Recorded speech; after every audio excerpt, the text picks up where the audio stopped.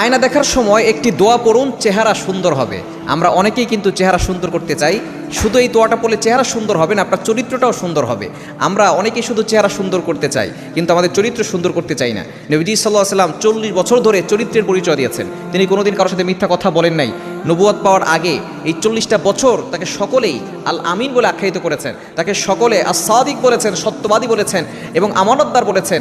সুতরাং নবীজি সাল্লাল্লাহু আলাইহি ওয়াসাল্লাম এই 40 বছর ধরে চরিত্রের পরিচয় দিয়েছেন। আমরা অনেকেই সেই চরিত্রকে খারাপ করে চেহারাটাকে সুন্দর করি। আপনি যদি আয়নার সামনে দাঁড়িয়ে একটি দোয়া পড়তে পারেন, আপনার চেহারাও সুন্দর হবে, আপনার চরিত্রও সুন্দর হবে। এবং আপনার ছোট বাচ্চাটিকেও এই দোয়াটা শিখিয়ে দিবেন। যখন আয়নার সামনে দাঁড়াবেন তখন পড়বেন, আল্লাহুম্মা হাসসানতা খালকি ফাহাসসিন খুলুকি, আল্লাহুম্মা হাসসানতা খালকি ফাহাসসিন খুলুকি। এই ছোট্ট দোয়াটা যদি আপনি পড়তে পারেন, আপনার চেহারা আল্লাহ পাক রব্বুল আলামিন সুন্দর করে দিবেন এবং আপনার চরিত্রটাকেও আল্লাহ তাআলা সুন্দর করে দিবেন। আমরা সকলেই চরিত্রটাকে সুন্দর করার চেষ্টা করব, কেননা যার চরিত্র যত বেশি সুন্দর হবে, যে যত বেশি মানুষের সাথে ভালো আচরণ করবে, কিয়ামতের ময়দানে তার মিজানের পাল্লা সবচেয়ে বেশি ভারী হবে।